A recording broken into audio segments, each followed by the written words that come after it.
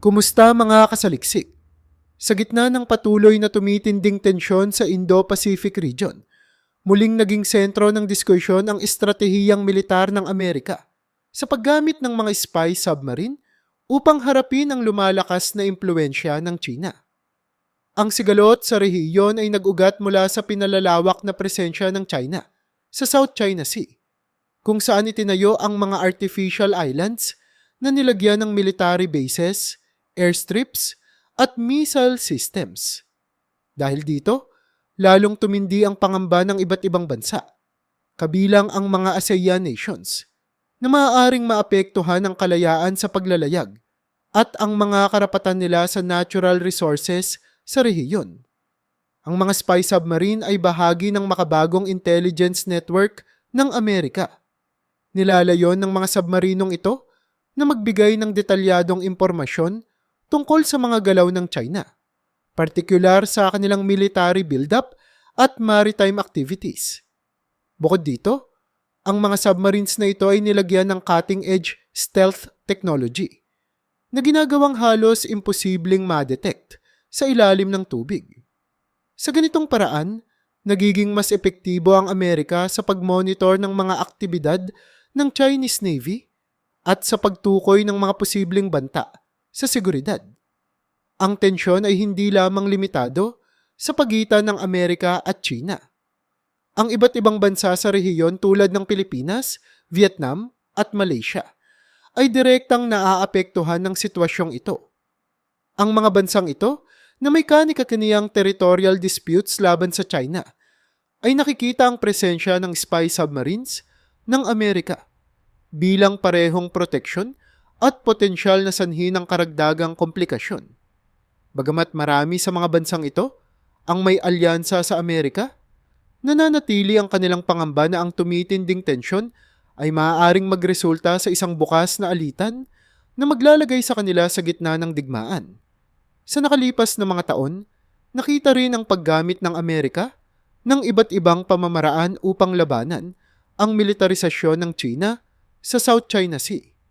Kabilang dito ang pagpapalipad ng reconnaissance aircraft, paglalayag ng mga warships malapit sa mga kontrobersyal na isla, at pagpapalakas ng mga alyansa sa rehiyon tulad ng AUKUS o Australia, United Kingdom, United States, at Quad o Quadrilateral Security Dialogue kasama ang Japan, India, at Australia.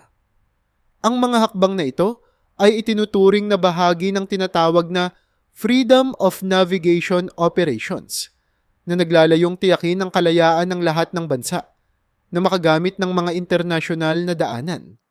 Ngunit ang pagpasok ng spy submarine sa laro ay nagdala ng mas masalimuot na dimensyon sa sigalot.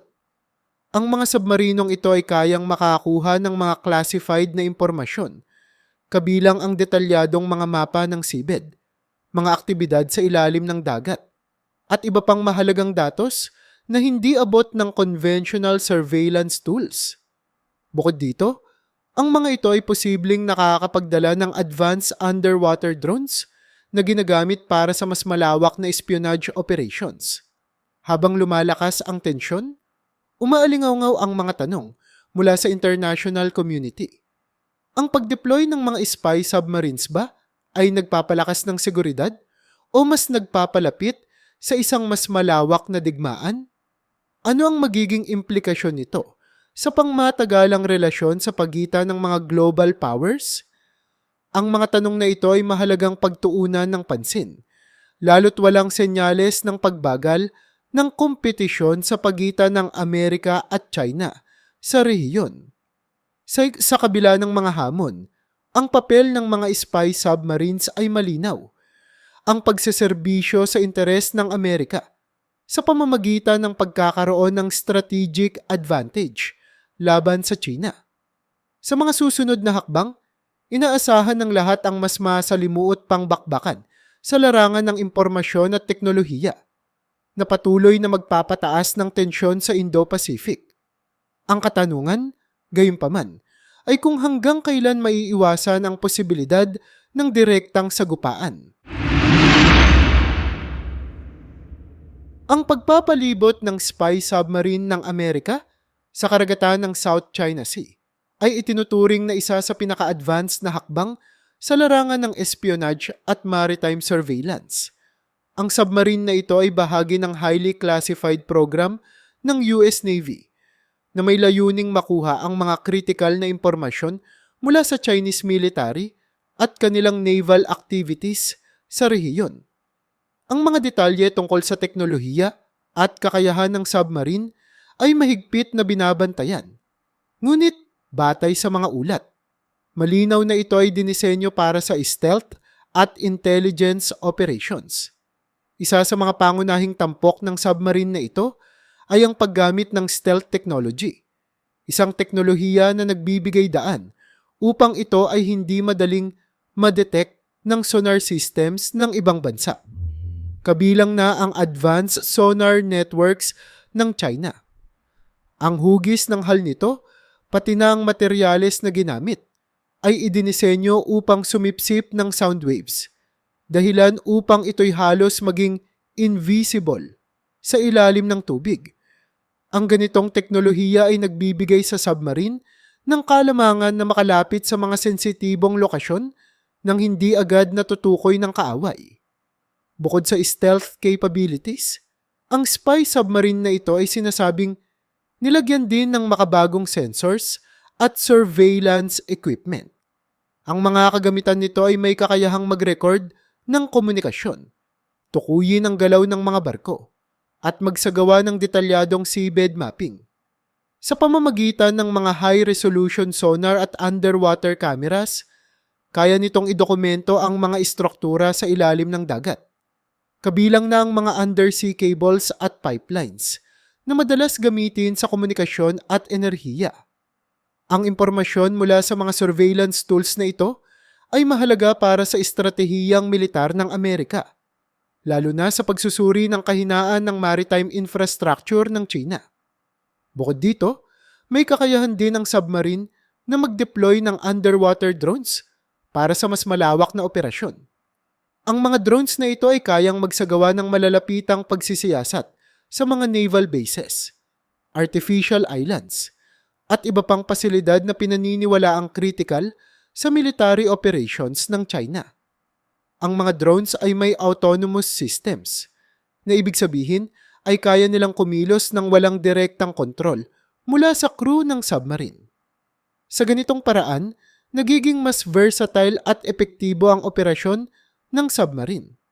Ang deployment ng spy submarine ay hindi lamang usapin ng teknolohiya, kundi pati na rin ang estratehikong papel nito sa military maneuvers ng Amerika. Bilang bahagi ng US Navy, ang submarine ay tumutulong sa pagmonitor ng maritime routes at pagsiguro na ang Amerika ay may sapat na impormasyon upang makabuo ng tamang hakbang sa mga banta na dala ng militarisasyon ng China. Sa mga ulat, sinasabing nakadeploy ito malapit sa mga controversial na artificial islands ng China, partikular sa Spratly Islands, na sinasabing kritikal na bahagi ng military expansion ng Beijing. Hindi maikakaila na ang presensya ng spy submarine ay may malaking implikasyon sa balanseng militar sa rehiyon. Ayon sa mga defense analysts, ang ganitong uri ng operasyon ay nagpapakita ng kakayahan ng Amerika na umangkop sa teknolohikal na hamon na dala ng pag-usbong ng China bilang global power. Gayunpaman, ang ganitong hakbang ay itinuturing din na high risk dahil sa posibilidad ng pagkakadiskubre ng submarine. Sa kabila ng advanced technology nito, nananatiling isang malaking hamon ang umiwas sa detection ng mga sophisticated defense systems ng China. Ang intelligence na makakukuha mula sa submarine na ito ay hindi lamang limitado sa mga aktibidad ng China. Tinutulungan din nito ang Amerika na maunawaan ang maritime dynamics sa buong rehiyon, mula sa galaw ng mga commercial vessels hanggang sa posibleng aktibidad ng iba pang global powers na may interes sa South China Sea. Ang mga datos na ito ay nagiging pundasyon para sa mas malawak na estratehiya ng Amerika upang masiguro ang kalayaan sa paglalayag at ang proteksyon ng kanilang mga alyado sa rehiyon. Sa kabuuan, ang spy submarine ay hindi lamang simbolo ng teknolohikal na kalamangan ng Amerika, kundi isang malakas na pahayag sa patuloy na tensyon sa rehiyon. Habang tahimik itong gumagalaw sa ilalim ng dagat, ang epekto nito ay ramdam sa ibabaw ng geopolitical landscape. Sa kabila ng mga haka-haka at kontrobersya, malinaw na ang submarine na ito ay isang kritikal na bahagi ng grand strategy ng Amerika upang bantayan, pigilan, at posibleng tapatan ang ambisyon ng China sa Indo-Pacific region. Hindi naging tahimik ang China sa balitang presensya ng isang spy submarine ng Amerika na lumilibot sa karagatang malapit sa kanilang teritoryo. Matapos ang mga ulat na ito, agad na naglabas ng matinding pahayag ang Beijing na tinawag ang hakbang na ito bilang malinaw na provocation at isang mapanganib na pagtatangka ng Amerika na pahinain ang soberanya ng China. Ang Chinese Ministry of Foreign Affairs ay naglabas ng diplomatic protest laban sa Estados Unidos. Iginiit na ang mga ganitong uri ng operasyon ay nagbabanta sa kapayapaan at seguridad sa rehiyon. Ayon sa Beijing, ang presensya ng spy submarine ay hindi lamang simpleng hakbang ng Amerika para mag-espiya, ngunit bahagi rin ng mas malawak na estratehiya upang limitahan ang lumalawak na impluensya ng China sa Indo-Pacific. Ayon kay Zhao Lijian, tagapagsalita ng Ministry of Foreign Affairs, ang ganitong mga aksyon ng Amerika ay walang iba kundi isang desperadong pagtatangka upang mapanatili ang kanilang hegemonya sa rehiyon. Ang China ay hindi magdadalawang isip na ipagtanggol ang ating soberanya sa lahat ng paraan. Kasabay ng mga pahayag na ito, agad ding nag-deploy ang China ng karagdagang maritime patrols at submarines sa mga lugar na malapit sa South China Sea. Ang People's Liberation Army Navy, PLAN, ay naglagay ng mga advanced anti-submarine warfare ASW systems sa kanilang mga naval bases, partikular sa mga isla ng Paracel at Spratly. Ang mga sonar at underwater monitoring devices na ito ay idinisenyo upang tukuyin ang presensya ng anumang dayuhang submarine na maaaring pumasok sa kanilang teritoryo. Bukod dito, iniulat din na nagkaroon ng serye ng military drills ang China bilang tugon sa presensya ng spy submarine. Ang mga pagsasanay na ito, na sinasabing nagsasangkot ng paggamit ng mga anti-submarine ships, maritime bombers, at undersea drones, ay idinisenyo upang ipakita ang kahandaan ng China na harapin ang anumang uri ng banta. Sa ilalim ng slogan na Safeguard Our Seas, Defend Our Sovereignty, pinatibay ng Beijing ang kanilang mensahe na hindi nila hahayaang makompromiso ang kanilang kontrol sa rehiyon. Hindi lamang militar ang ginamit na tugon ng China. Gumamit din sila ng diplomatic channels upang maiparating ang kanilang protesta. Sa isang pulong sa United Nations, binatikos ng Chinese Ambassador ang Amerika. Sinabing, ang ganitong operasyon ay nagpapakita ng kawalang respeto sa pandaigdigang batas at sa soberanya ng ibang bansa. Iginiit din nila na ang mga nasabing hakbang ay nagpapalakas ng tensyon sa rehiyon at posibleng humantong sa isang hindi inaasahang alitan. Bukod pa rito, iniulat na ang China ay gumagawa rin ng mga hakbang sa cyberspace upang labanan ang mga intelligence gathering operations ng Amerika. Ayon sa mga ulat mula sa mga cybersecurity experts, sinasabing pinapalakas ng China ang kanilang kapasidad sa cyber defense upang pigilan ang anumang posibleng hacking activities na maaaring kaugnay ng spy submarine operations. Ang paggamit ng artificial intelligence sa pag-analyze ng underwater signals ay isa sa mga itinuturing na epektibong paraan upang mahadlangan ang mga galaw ng Amerika. Ang mga reaksyong ito ng China ay nagdulot ng magkakahalong pananaw sa international community, habang ang ilan ay naniniwala na ang hakbang ng Beijing ay isang lehitimong depensa sa kanilang soberanya. May mga kritiko rin na nagsasabing ginagamit ng China ang insidenteng ito upang bigyang katwiran ang patuloy nilang militarisasyon sa rehiyon. Ang pagde-deploy ng mas maraming kagamitan at tauhan sa South China Sea ay maaaring magpalala pa sa tensyon sa pagitan ng dalawang global powers. Sa kabila ng mga hakbang ng China, nananatili ang tanong kung hanggang saan ang kakayahan nilang pigilan ang ganitong klaseng operasyon ng Amerika.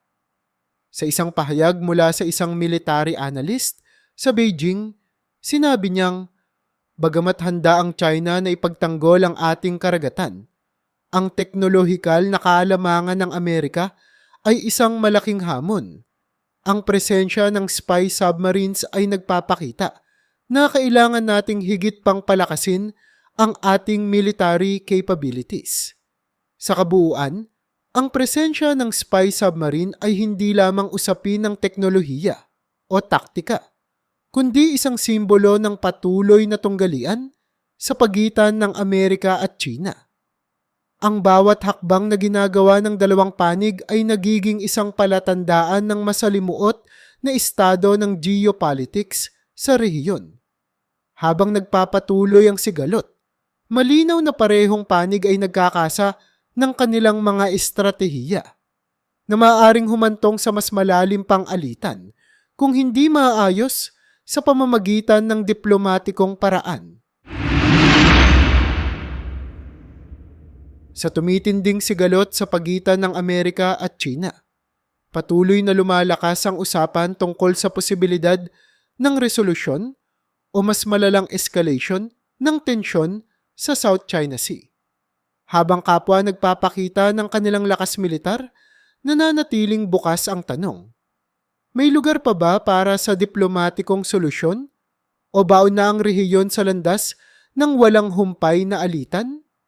Ang posibilidad ng resolusyon ay nakasalalay sa kakayahan ng parehong panig na magbigay daan sa diplomatikong usapan. Sa kasaysayan, ang Amerika at China ay maraming beses nang nagkaroon ng high-level talks upang mapanatili ang balanseng geopolitikal. Gayunpaman, sa kasalukuyang konteksto, tila mas komplikado ito dahil sa masigasig na pagtatanggol ng bawat panig sa kanilang mga interes. Para sa Amerika, ang presensya ng spy submarines ay mahalagang bahagi ng kanilang freedom of navigation operations, isang prinsipyo na kinikilala ng international law. Para naman sa China, ito ay isang direktang hamon sa kanilang soberanya, lalo na't patuloy nilang itinutulak ang kanilang Nine-Edge Line claim. Sa kabila nito, may mga panukala na maaaring magbigay daan para sa diplomatikong usapan. Ang mga alyado ng Amerika sa rehiyon, tulad ng Japan, Australia at Pilipinas, ay maaaring magsilbing tagapamagitan upang mabawasan ang tensyon. Halimbawa, ang Association of Southeast Asian Nations, ASEAN, ay may mekanismo para sa multilateral na dialogo, kung saan maaaring talakayin ang maritime disputes nang hindi umaabot sa direktang komprontasyon. Bukod dito, ang United Nations ay maaaring maging plataporma para sa mas malawak na talakayan. Bagamat ang pagiging bahagi ng Security Council ng parehong Amerika at China ay maaaring maging balakid sa neutral na resolusyon. Subalit, hindi maikakaila ang posibilidad ng escalation. Ang presensya ng spy submarine ng Amerika na sinasabing patuloy na gumagalaw malapit sa mga artificial islands ng China ay maaaring humantong sa insidente na magpapalala sa sitwasyon. Halimbawa, kung sakaling mahuli o ma-detect ang submarine ng Chinese forces, maaaring magresulta ito sa direktang komprontasyon. Noong mga nakaraang taon, nagkaroon na ng maliliit na insidente ng banggaan at pagpapalitan ng babala sa pagitan ng Chinese at American naval forces. Ngunit ang presensyang ito ng isang spy submarine ay maaaring magdala ng mas seryosong insidente. Ang escalation ay maaari ring magmula sa pagpapalakas ng military presence ng parehong panig, habang ang Amerika ay may kakayahang mag-deploy ng karagdagang assets tulad ng aircraft carriers at destroyers sa rehiyon. Ang China naman ay hindi nagpapaawat sa pagpapalakas ng kanilang naval fleet. Ang kanilang pagpapalawak ng militarisasyon sa artificial islands na nilagyan ng missile systems at radar stations ay patuloy na nagpapakita ng kanilang kakayahang depensahan ang mga inaangking teritoryo. Kapag parehong hindi nagbigay daan ng dalawang panig, maaaring humantong ito sa isang accidental war na mahirap ng pigilan. Isang mahalagang aspeto ng escalation ay ang papel ng teknolohiya sa modernong labanan. Ang paggamit ng stealth submarines, underwater drones, at artificial intelligence ay nagbibigay ng bagong dimensyon sa sigalot. Habang ang Amerika ay may kalamangan sa teknolohikal na aspeto, patuloy namang hinahabol ng China ang kanilang agwat sa pamamagitan ng pagdevelop ng kanilang sariling advanced systems. Ang mabilisang pagpapalakas ng militarisasyon sa rehiyon ay maaaring magtulak sa isang arms race na hindi lamang maglilimita sa South China Sea, kundi maaaring kumalat sa buong Indo-Pacific. Sa gitna ng lahat ng ito, nananatiling mahalaga ang papel ng international community.